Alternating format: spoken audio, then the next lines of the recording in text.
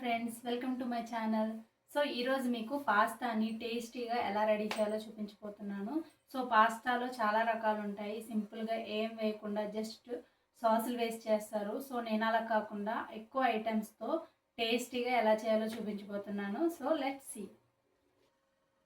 చూస్తున్నారు కదండి, పాస్తాకి కావాల్సిన ఐటమ్స్. నేనైతే ఇవన్నీ వేసుకొని చేస్తానండి. చాలామంది కొన్ని ఐటమ్స్తో చేస్తారు, ఓన్లీ జ్యూస్తో కూడా చేస్తారు. కానీ నేను చేసేది ఏంటంటే ఇలా pasta and pepper powder, green chilli sauce, tomato sauce, onions, పచ్చిమిర్చి, కొద్దిగా క్యారెట్, క్యాప్సికమ్, అలాగే కొద్దిగా మైనస్ కూడా వేస్తున్నానండి టేస్ట్ కోసము. చిల్లీ సాస్ అండి, అలాగే మనకి డార్క్ సోయా సాస్ ఉంటుంది కదా అది, అలాగే కొద్దిగా వెనిగర్ వేసుకోవాలి. సో వీటన్నిటిని ఇప్పుడు మనం ప్రాసెస్ స్టార్ట్ చేద్దాము. అయితే ముందుగా మనం ఏం చేయాలంటే హాట్ వాటర్ పెట్టుకోవాలండి. వాటర్ అనేది బాగా హీట్ అయ్యేలాగా పెట్టుకోవాలి, ఎందుకంటే మనం పాస్తా అనే దాన్ని అందులో వేసి ఉడికించుకుంటామండి. సో ఇలా వాటర్ హీట్ అవుతున్నప్పుడు దాంట్లో కొద్దిగా సాల్ట్ వేసుకోవాలండి. ఒక హాఫ్ స్పూన్ సాల్ట్ వేసుకుంటే సరిపోతుంది. అలాగే మనకి పాస్తా అనేది ఉడికిన తర్వాత అంటుకోకుండా పొడి పొడిగా ఉండడానికి ఆయిల్ వేస్తున్నాను. చూడండి, వాటర్ అనేది బాగా మరుగుతున్నాయి. ఇలా మరుగుతున్న వాటర్లో మనం పాస్తా అనేది యాడ్ చేసుకోవాలండి. సో ఇప్పుడు ఇది పాస్తా బాగా ఉడుకుతుంది. మార్నింగ్ టైంలో ఈజీగా అయిపోతుందండి, పిల్లలు కూడా చాలా ఇష్టపడతారు. ఇప్పుడే పూజ కంప్లీట్ అయింది నాకు, అందుకోసం తొందరగా ఫాస్ట్గా అయిపోవడానికి పాస్తా అనేది చేస్తున్నాను.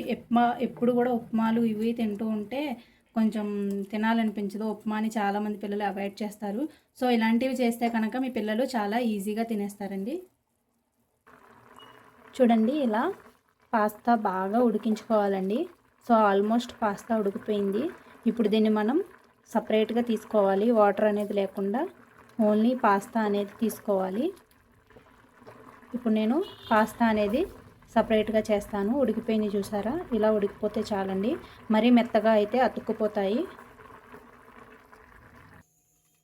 చూసారు కదా, ఇలా వాటర్ అనేది లేకుండా మొత్తం పాస్తా అనేది ఇలా చేసుకోవాలండి, వడపోసుకోవాలి.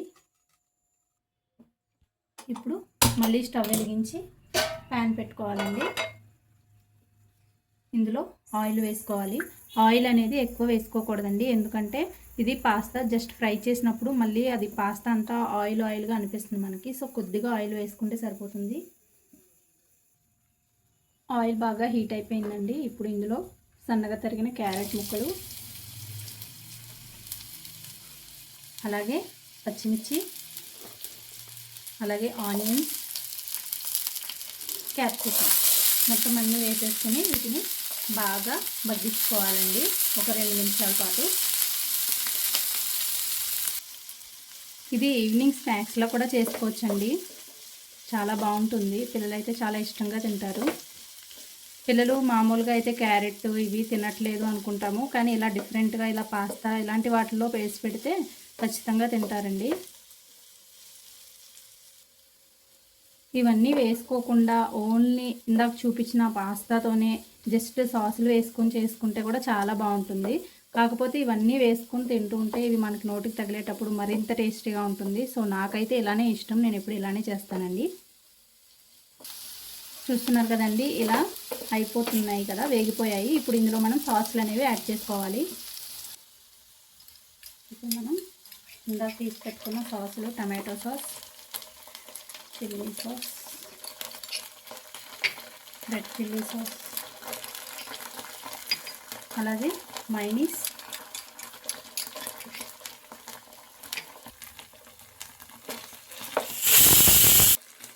ఇవన్నీ వేసేసుకొని బాగా కలుపుకోవాలండి. అలాగే కొద్దిగా డార్క్ సోయా సాస్ అండి, అలాగే కొద్దిగా వెనిగర్.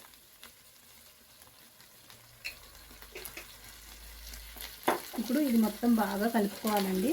ఇప్పుడు ఇందులో మనం ఇందాక వడబోసుకున్న పాస్తా అనేది వేసేసుకోవాలి. సో చూస్తున్నారు కదా, పాస్తాని ఇందులో వేసేసుకోవాలి.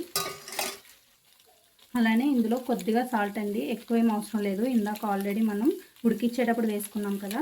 అలాగే కొద్దిగా పెప్పర్ పౌడర్ కూడా వేసుకోవాలండి, స్పైసీగా ఉంటుంది. సో ఇది మొత్తం వేసేసుకొని ఇవన్నీ బాగా కలుపుకోవాలి. పాస్తాకి బాగా అంటుకునే విధంగా కలుపుకొని వేడివేడిగా ప్లేట్లో వేసుకొని తింటే చాలా బాగుంటుంది.